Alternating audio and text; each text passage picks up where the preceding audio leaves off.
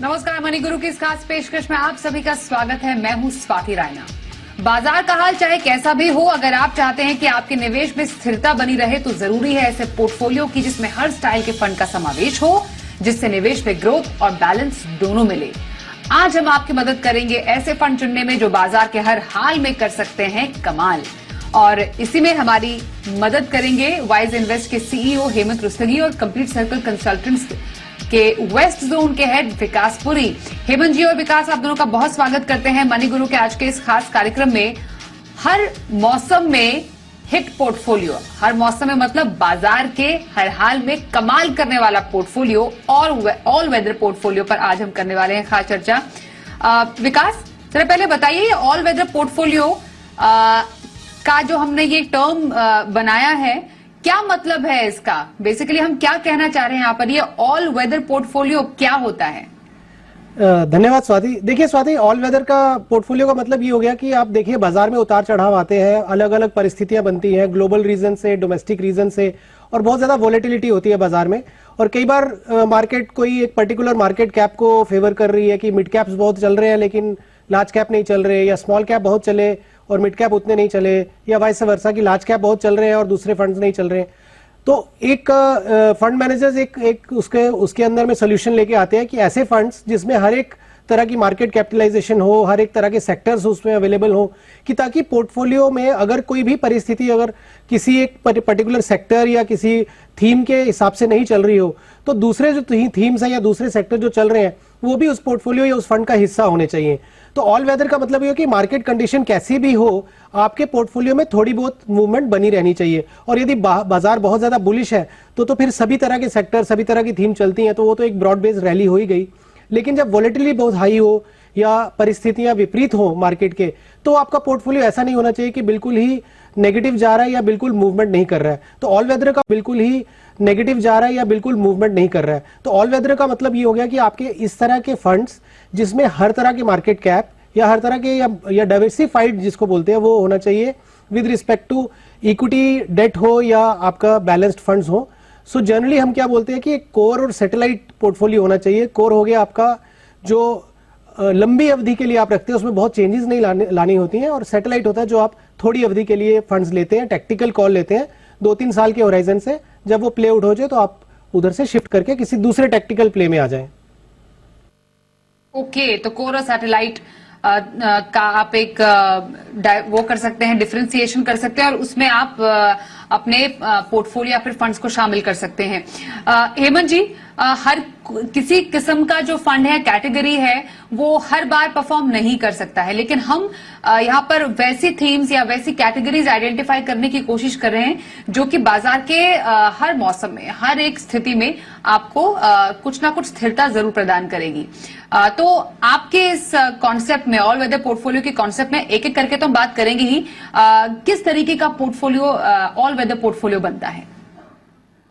देखिए स्वाति, बहुत important concept है। जब हम ऑल वेदर पोर्टफोलियो की बात करते हैं तो बेसिकली हम इस तरह के पोर्टफोलियो बनाने की बात कर रहे हैं जो डिफरेंट मार्केट कंडीशंस में काम करे। यानी अगर मार्केट में वॉलेटिलिटी ज्यादा हो तो कहीं आपको डाउन साइड प्रोटेक्शन मिलनी चाहिए, आपको ओवरऑल आपके पोर्टफोलियो से रिस्क एडजस्टेड रिटर्न मिलना चाहिए, पोर्टफोलियो में प्रॉपर डाइवर्सिफिकेशन होनी चाहिए, और जब मार्केट अच्छा कर रहा हो तो उसमें उतनी क्षमता होनी चाहिए कि वो इन्फ्लेशन को बीट कर सके। यानी इसलिए हम उसको कहते हैं कि वो ऑल वेदर पोर्टफोलियो है। मतलब मार्केट में किस तरह का भी मौसम हो वो आपके उस हिसाब से पोर्टफोलियो काम करना चाहिए। इसको स्वाति बनाने के 2 तरीके होते हैं। एक तो आप कर सकते हैं उसको अपनी एसेट एलोकेशन के हिसाब से। एसेट एलोकेशन का मतलब ये है कि जब आप लॉन्ग टर्म में वेल्थ क्रिएशन बना रहे हो तो उसका एक पोर्टफोलियो, वहां पे अमूमन हम इक्विटी इन्वेस्ट इसलिए करते हैं क्योंकि हमें पता है कि शॉर्ट टर्म या मीडियम टर्म में अगर वॉलेटिलिटी हुई भी तो मेरे पोर्टफोलियो पे सिर्फ ज्यादा असर नहीं पड़ता है। हालांकि वॉलेटिलिटी होगी, पोर्टफोलियो वैल्यू पे फर्क होगा, पर क्योंकि लंबा समय है मेरे पास तो हम उसको बने रह सकते हैं। मीडियम टर्म में हम कोशिश करते हैं कि प्रोटेक्शन भी मिले और हमें ग्रोथ भी मिले, तो फिर वहां पे हम हाइब्रिड तरह का पोर्टफोलियो बनाते हैं। डेट में हम कहते हैं कि हमें प्रोटेक्शन चाहिए क्योंकि वो पैसे की जरूरत हमें शॉर्ट टर्म में पड़ सकती है हमारे शॉर्ट टर्म गोल्स के लिए। तो एक तो ये तरीका है, लेकिन इसमें क्या है, एक इशू होता है कि पोर्टफोलियो को रीबैलेंस कब करना है। रीबैलेंस करने में कुछ कॉस्ट होती है, टैक्सेशन हो सकता है, एग्जिट लोड हो सकते हैं। दूसरा तरीका ऑल वेदर पोर्टफोलियो बनाने का है, ऑल वेदर फंड्स को अपने पोर्टफोलियो में शामिल करना। यानी ऐसे फंड्स जिनमें एसेट एलोकेशन के पॉइंट ऑफ व्यू से इतनी फ्लेक्सिबिलिटी हो फंड मैनेजर के पास कि जिस तरह का मार्केट का मूवमेंट हो, जिस तरह का माहौल मार्केट में या इमर्जिंग सिनेरियो हो, उसके हिसाब से फंड मैनेजर इक्विटी में, डेट में, कमोडिटीज में, या तो जैसे गोल्ड हो गया या सिल्वर हो गया, उसमें पोर्टफोलियो को रीबैलेंस कर सके। मुझे लगता है कि आपको पूरे पोर्टफोलियो को ऑल वेदर बनाने की जरूरत नहीं है, क्योंकि लॉन्ग टर्म का जो पैसा है, आपकी वेल्थ क्रिएशन का पैसा, उसमें आपके पास समय होता है। जो आपका जो मीडियम टर्म का जो गोल होता है या फिर जो शॉर्ट टर्म का होता है, उसको आपको ऐसा पोर्टफोलियो बनाना चाहिए जो डिफरेंट मार्केट कंडीशन में काम कर सके।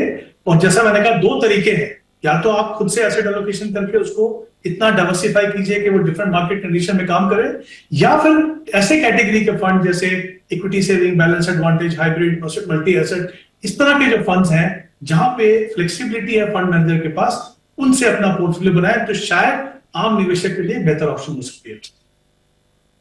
बिल्कुल। तो एक ऑल वेदर पोर्टफोलियो मतलब कुछ ऐसा हिस्सा पोर्टफोलियो का, ऐसे फंड्स आपके पोर्टफोलियो में जो कि हर एक बाजार की स्थिति को ध्यान में रखते हुए आपको अपने पोर्टफोलियो में रखने चाहिए, क्योंकि आपको स्टेबिलिटी भी चाहिए अपने पोर्टफोलियो में रिटर्न के साथ साथ। आइए अब एक एक करके कैटेगरीज पर चर्चा करते हैं और हमारे एक्सपर्ट्स के पसंदीदा फंड्स भी जानेंगे उन कैटेगरी से। विकास, आपसे शुरू करें तो वो पहली कौन सी कैटेगरी रहेगी आपकी पसंदीदा जो कि ऑल वेदर पोर्टफोलियो में फिट बैठती है आपकी नजर में? स्वाति, ऑल वेदर कैटेगरी में मुझे लगता है मल्टी कैप स्ट्रैटेजी सबसे बेहतर है, बिकॉज मल्टी कैप स्ट्रैटेजी का मतलब ये हो गया कि एक तो फंड बहुत डाइवर्सिफाइड होगा, आपको हर तरह के सेक्टर एक्सपोजर मिल जाएंगे और हर तरह की मार्केट कैप मिलेगी। जैसे हम बोलते हैं कि लार्ज कैप फंड्स हो गए जो टॉप के 100 स्टॉक ट्रेड करते हैं मार्केट में, उसकी एक जो बास्केट है वो क्रिएट की जाती है, तो उसमें लार्ज कैप भी होगा, मिड कैप भी होगा, स्मॉल कैप भी होगा। अब सेबी के डिफाइंड रूल के हिसाब से 25% लार्ज कैप होना चाहिए, 25 मिड होना चाहिए, 25 स्मॉल होना चाहिए, और जो बाकी 25 है वो फंड मैनेजर की डिस्क्रिप्शन होती है कि मार्केट के सिनेरियो को देखते हुए कौन सा रेलिवेंट सेक्टर है जहां मार्केट कैप है जिसमें वो ऐड कर सकते हैं। तो यदि आज की परिस्थिति में अगर फंड मैनेजर को लगता है कि मिड और स्मॉल बहुत चल गया है और लार्ज कैप ये वाले साल में अपॉर्चुनिटी अधिक लग रही है, तो शायद वो क्या करेंगे, एडिशनल फिर 25% लार्ज कैप में रखेंगे। तो मल्टी कैप स्ट्रैटेजी जो होती है वो फंड मैनेजर को एक बहुत अच्छा अपॉर्चुनिटी दे देती है कि वो पूरा स्पेक्ट्रम जो होता है मार्केट का, पूरा यूनिवर्स को वो कैप्चर कर सकते हैं। तो मेरा पहला जो कैटेगरी जो मुझे लगता है कि सबके पोर्टफोलियो में ऑल वेदर फंड होना चाहिए, और इसमें ना आपको जब एक बार पोर्टफोलियो में मल्टी कैप आपने फंड्स ले लिए तो मुझे नहीं लगता उसमें जरूरत है आपको बहुत ज्यादा चर्निंग करने की। यदि आपको पैसे की जरूरत नहीं है तो आप 10 साल 15 साल के लिए अवधि के लिए भी जो फंड्स है वो रख सकते हैं, और मल्टी कैप उसमें मुझे लगता है बहुत बेहतर विकल्प बनता है उसमें। और विकास, ऐसे मल्टी कैप फंड्स कौन से हो सकते हैं फिर? देखिए, ऐसे फंड हाउस के साथ अच्छे मल्टी कैप फंड्स हैं ही हैं, बट अगर आप ब्रॉडली 2-3 फंड्स बोलेंगे तो ICICI Pru multi cap fund हो गया, या मेरे एसेट मल्टी कैप फंड हो गया, या Nippon India multi cap fund हो गया। तो ये 2-3 अच्छे विकल्प हैं जिसमें आप मल्टी कैप फंड्स लेके आप अपना पोर्टफोलियो में शामिल कर सकते हैं। बिल्कुल। तो मल्टी कैप फंड पसंद है विकास पुरी को एक ऑल वेदर पोर्टफोलियो में शामिल करने के लिए। हेमंत जी, आपकी पसंद क्या रहेगी? देखिए सभी, जैसे मैंने कहा, जब ऑल वेदर की बात करते हैं तो मुझे लगता है कि आपका जो फोकस है वो एसेट एलोकेशन पे ज्यादा होना चाहिए, क्योंकि वहां पे आपको पता है ज्यादा इम्पैक्ट आपके पोर्टफोलियो पे एसेट एलोकेशन से होता है। तो अगर आप ऐसे निवेशक हैं जो आप चाहते हैं कि अपना पोर्टफोलियो थोड़ा कंजर्वेटिव बना के रखें, यानी इक्विटी में बहुत ज्यादा एक्सपोजर आपको ना मिले, लेकिन साथ ही उसमें इतनी कैपेसिटी हो, कैपेबिलिटी हो कि वहां पे फंड मैनेजर उसको रीअलाइन कर सके समय के हिसाब से, तो मुझे लगता है एक जो पहली कैटेगरी है वो इक्विटी सेविंग है। जैसा मैंने कहा, लॉन्ग टर्म में अगर आप उसको ऑल वेदर ना भी बनाए तो भी चलेगा, क्योंकि वहां पे इतना इम्पैक्ट आपके पोर्टफोलियो में लॉन्ग टर्म में नहीं पड़ता है। तो मीडियम टर्म की अगर हम बात करें तो डेफिनेटली इक्विटी सेविंग एक ऐसी ऑप्शन है जहां पे इक्विटी के अंदर रिस्ट्रिक्टेड एक्सपोजर है, साथ में आपको बैलेंस जो आर्बिट्राज है उसमें एक्सपोजर मिलता है और आपको डेट में एक्सपोजर मिलता है। ये जो फंड है इनमें अमूमन 30 या 35% एक्सपोजर इक्विटी में रहता है, वो भी डिपेंडिंग ऑन मार्केट कंडीशन वो कभी ज्यादा या कभी कम होता है। तो उसमें ये एक अच्छी कैटेगरी है, स्पेशली उन निवेशकों के लिए जो नहीं चाहते कि बहुत ज्यादा पैसा इक्विटी में हो, लेकिन जैसा मैंने कहा उसमें पोटेंशियल हो कि अगर मार्केट अच्छा कर रहा है तो उनको बेहतर रिटर्न मिल सके। तो इसमें जो फंड्स इन्वेस्टर देख सकते हैं वो है कोटक इक्विटी सेविंग और एचएसबीसी इक्विटी सेविंग। ये 2 फंड है जिनको वो देख सकते हैं। जो इक्विटी सेविंग्स फंड्स को ऑल वेदर पोर्टफोलियो के तौर पर शामिल कर सकते हैं, जिसमें फंड की रिकमेंडेशंस जो आप देख रहे हैं वो हेमंत जी की तरफ से आपके लिए आई है। ओके, अब विकास आप बताइए आपका अगला कैटेगरी कौन सा होगा पसंदीदा एक ऑल वेदर पोर्टफोलियो के लिए? देखिए स्वाति, जब हम बात कर रहे हैं वोलेटिलिटी की तो जनरली उसमें इक्विटीज के लिए हम ज्यादा फोकस होके बात कर रहे हैं अभी। तो फ्लेक्सी कैप फंड्स एक कैटेगरी होती है जो अगेन एक बहुत डायनेमिकली मैनेज्ड कैटेगरी है। जो फंड मैनेजर्स क्या करते हैं कि उसमें जैसे हमने मल्टी कैप में एक रेशो डिजाइन की हुई थी, वैसा नहीं होता। इसमें प्योर डिस्क्रिशन होती है फंड मैनेजर की कि वो किसी भी एक पर्टिकुलर मार्केट कैप के लिए हैवी जा सकते हैं। तो फॉर एग्जांपल वापस मैं दोहराना चाहूंगा कि आज की परिस्थिति में हो सकता है majority of flexi cap funds जो है वो लार्ज कैप हैवी हो, और आने वाले समय में मान लीजिए कोई करेक्शन होती है मिड और स्मॉल कैप में, तो और फंड मैनेजर्स को लगता है कि उनको अच्छी वैल्यू मिल रही है, तो वो हो सकता है लार्ज कैप का थोड़ा पोर्शन कट करके मिड और स्मॉल कैप का एक्सपोजर ले लेंगे। तो फ्लेक्सी कैप जो फंड कैटेगरी है वो फंड मैनेजर को एक ओपन मैंडेट मिल जाता है कि वो डायनेमिकली किस तरीके से फंड के जो मार्केट कैप हो गया और सेक्टर एक्सपोजर हो गया वो किस तरीके से मैनेज करना है। तो फ्लेक्सी कैप कैटेगरी हो गया, और इसमें यदि आप मेरे से 3 फंड बोलेंगे तो मैं Bajaj Finserv flexi cap fund, HDFC flexi cap fund and Parag Parekh flexi cap fund, ये 3 फंड हैं जो मुझे लगता है कि इस कैटेगरी में अच्छे फंड्स हैं। ओके, तो फ्लेक्सी कैप एक कैटेगरी है अगेन जिसमें लार्ज, मिड और स्मॉल कैप तीनों ही कैटेगरीज का समावेश है। पर वही है कि कैटेगरी जो है वो फंड चुनने के लिए स्वतंत्र रहती है। जैसा फ्लेक्सी नाम है इसका, फ्लेक्सी कैप, तो ये पसंद है विकास को। हेमंत जी, आपको नेक्स्ट क्या पसंद है ऑल वेदर पोर्टफोलियो के लिए? अधिक जैसा मैंने पहले ही कहा कि फ्लेक्सिबिलिटी हो उस फंड में जहां पे एसेट एलोकेशन को बदलाव किया जा सके फंड मैनेजर से, तो वहां पे एक और कैटेगरी जो काफी अच्छी है जिनको हम डायनेमिक एसेट एलोकेशन फंड बोलते हैं, जैसे मोस्ट पॉपुलरली उनको हम बैलेंस एडवांटेज फंड के नाम से जानते हैं। इक्विटी सेविंग और बैलेंस एडवांटेज में फर्क ये है कि यहाँ पे इक्विटी का जो एलोकेशन है वो थोड़ा ज्यादा होता है, तो ये उन निवेशकों के लिए अच्छा है जो चाहते हैं कि हमारा एलोकेशन हर समय पे थोड़ा ज्यादा बना रहे इक्विटी सेविंग के मुकाबले में। और साथ ही क्योंकि हम बात कर रहे हैं डाउन साइड प्रोटेक्शन की, हम बात कर रहे हैं कि जब मार्केट अच्छा कर रहा हो तो हमें पोटेंशियल हो कि हम इन्फ्लेशन को बीट कर सके, तो I think balance advantage fund जो है काफी अच्छी ऑप्शन है। अमूमन हम देखते हैं कि 45 to 50% एक्सपोजर यहाँ पे इक्विटी में होगा, बाकी थोड़ा आर्बिट्राज में और डेट के अंदर होता है, जिससे फंड मैनेजर को फ्लेक्सिबिलिटी मिलती है कि जब मार्केट कंडीशन में बदलाव हो उसमें बदलाव करके वो आपके पोर्टफोलियो को सही मायने में जो ऑल वेदर पोर्टफोलियो बनना चाहिए वो बनने में मदद करे। तो इसमें 2 फंड जो इन्वेस्टर्स कंसिडर कर सकते हैं वो है ICICI Pru बैलेंस एडवांटेज और निप्पॉन इंडिया बैलेंस एडवांटेज। बिल्कुल, तो बैलेंस एडवांटेज फंड जिसमें इक्विटी डेट के बीच के एलोकेशन को मैनेज किया जाता है, और बाजार की वॉलेटिलिटी में ऐसे फंड काफी ज्यादा कारगर साबित होते हैं, जैसा हेमंत जी ने भी बताया। तो ये है उनकी पसंद for an all weather portfolio. Vikas, अब आपको फ्लेक्सी कैप, मल्टी कैप के बाद कौन सी कैटेगरी पसंद है जो कि शामिल की जा सकती है? स्वाति, ऐसे तो 3-4 और कैटेगरीज है। ऑल वेदर की जब हम बात कर रहे हैं तो मैं इस तरफ की ये बोलना चाहूंगा कि ये वो फंड्स हो गए जो आप मान लीजिए कोई निवेशक को पैसे की जरूरत नहीं है तो 10 साल, 15 साल, 20 साल रख सकते हैं और किसी भी मार्केट परिस्थिति में रख सकते हैं। तो जैसे हमने मल्टी कैप, फ्लेक्सी कैप बोला, वैसे ही अगर किसी का रिस्क एपिटाइट कम है तो फिर आप कोई एक प्योर लार्ज कैप फंड्स भी अगर आप लेते हैं तो वो भी एक ऑल वेदर फंड की कैटेगरी में ही हम डालेंगे, बिकॉज आपका पोर्टफोलियो में बहुत ज्यादा वॉलेटिलिटी नहीं आएगी उसमें और आपका एक स्टेबिलिटी रहेगी पोर्टफोलियो में। तो लार्ज कैप कैटेगरी में ले सकते हैं, जैसे for example Nippon India large cap fund एक अच्छा फंड है।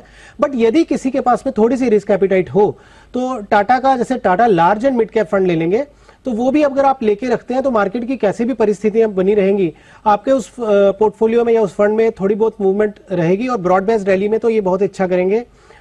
या इसी तरीके से अगर आप लार्ज कैप लेते हैं और अगर उसके ही एक रेप्लिका लेना है थोड़ा, और अगर आप कॉन्सेंट्रेटेड अप्रोच लेंगे तो निफ्टी 50 कैटेगरी भी ली जा सकती है ऑल वेदर फंड के हिसाब से। विच मींस कि यदि किसी का 10 से 15 साल का होराइजन है और उसको रोज रोज पोर्टफोलियो नहीं देखना है, मार्केट ऊपर जा रही नीचे जा रही है, हर हफ्ते ट्रैक नहीं करना है और वेल्थ क्रिएशन करनी है, तो इंडेक्स फंड भी एक बहुत अच्छा ऑप्शन होती है। तो निफ्टी 50 इंडेक्स फंड अगर ले लें तो वो भी एक ऑल वेदर फंड की कैटेगरी में होता है, तो उसमें यूटीआई निफ्टी 50 एक अच्छी ऑप्शन है। ओके, तो एक लार्ज कैप फंड हो गया, या फिर अगर आप पैसिव थोड़ा प्ले करना चाहते हैं तो इंडेक्स फंड एक ऐसी कैटेगरी है जिसमें आप पैसे लगा सकते हैं। मैं लार्ज कैप फंड के आपके फंड जानना चाहूंगी। विकास, आप बताएंगे एक बार फिर से प्लीज दर्शकों के लिए। Swati, Nippon India large cap अच्छा एक विकल्प है। हालांकि लार्ज कैप फंड में अगर आप दूसरे फंड्स भी देखेंगे, एसबीआई का लार्ज कैप अच्छा फंड है, आईसीआईसीआई प्रू का भी लार्ज कैप फंड बहुत अच्छा परफॉर्म करता है। तो बट क्योंकि यदि हमने एक कॉन्सेंट्रेटेड लिस्ट बनानी हो तो उसमें निप्पॉन इंडिया लार्ज कैप एक अच्छा विकल्प है। और टाटा का large and mid cap fund ले लेंगे तो वो भी लगभग आज की परिस्थिति में लार्ज कैप की तरफ ज्यादा उसका झुकाव है, तो Tata large and mid cap fund भी लिया जा सकता है।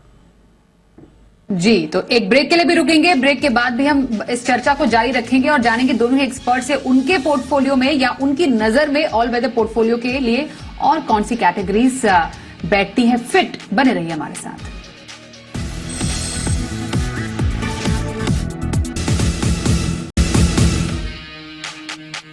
हर मौसम में हिट पोर्टफोलियो, एक ऐसा पोर्टफोलियो जो कि ऑल वेदर रहे, बिल्कुल हिट, हर बाजार के हाल में कमाल करे। इसी पर चर्चा चल रही है। हमारे साथ हेमंत उस्तगी हैं और साथ ही हमारे साथ विकास पुरी भी है। उनसे हम जान रहे हैं उनके पसंदीदा कैटेगरीज और फंड्स। हेमंत जी, अब आपकी लिस्ट में कौन सी कैटेगरी है पोर्टफोलियो में शामिल करने लायक?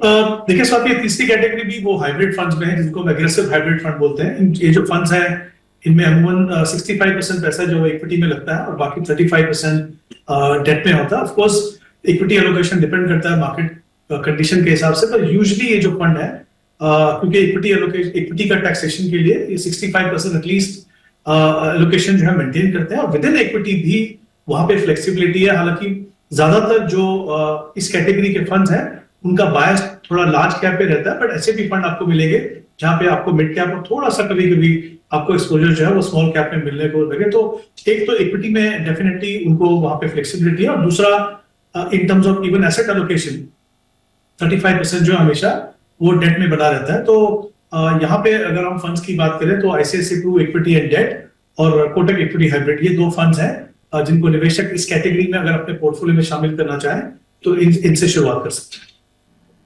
हैं। तो एग्रेसिव इक्विटी हाइब्रिड फंड जो कि आप अपने पोर्टफोलियो में शामिल कर सकते हैं as an all weather portfolio selection. और विकास, अब नेक्स्ट आपके जो सिलेक्शन लिस्ट है उसमें कौन सी कैटेगरी है एंड फंड्स? देखिए स्वाति, जब हम ऑल वेदर फंड्स की बात कर रहे हैं तो हम एक सेगमेंट होता है, जैसे हम सीनियर सिटीजन्स बोल रहे हैं या रिटायरमेंट एज वाले जो क्लाइंट्स रहते हैं जिनको भी एक रेगुलर इनकम चाहिए और उनको बहुत ज्यादा वॉलेटिलिटी नहीं चाहिए अपने फंड्स में, तो उनके लिए एक डिविडेंड यील्ड फंड्स रहते हैं। और बेसिकली डिविडेंड यील्ड फंड जैसे नाम है वो यही है कि उनको एक रेगुलर डिविडेंड की इनकम आती रहे।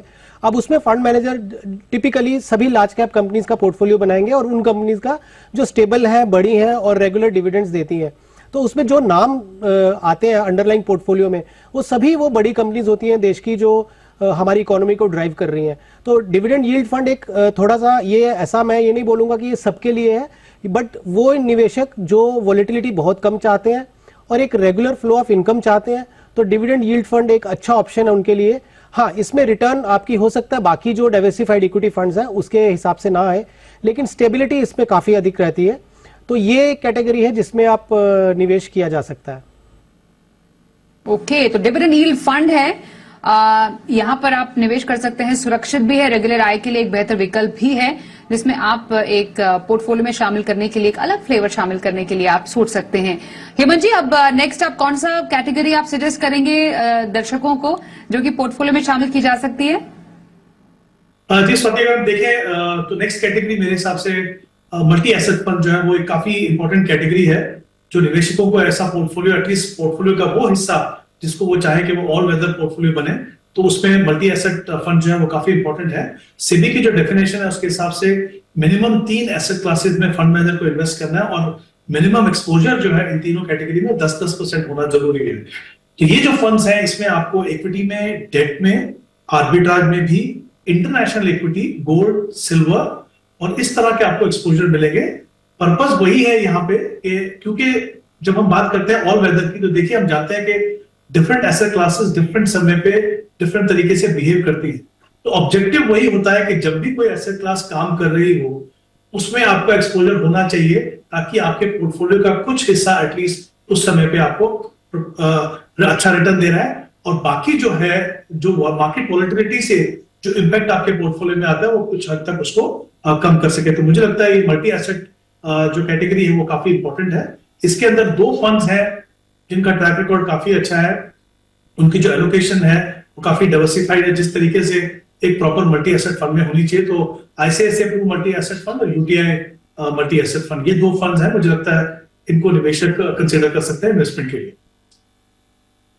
तो हेमंत रुस्तगी जी की राय है कि मल्टी एसेट एलोकेशन फंड जो है वो आप अपने पोर्टफोलियो में ऐड कर सकते हैं for little bit of stability and return, क्योंकि इसमें हर एक एसेट एलोकेशन का समावेश होता है जो कि आपके पोर्टफोलियो को बाजार की किसी भी उथल पुथल से एक स्टेबिलिटी दे सकता है।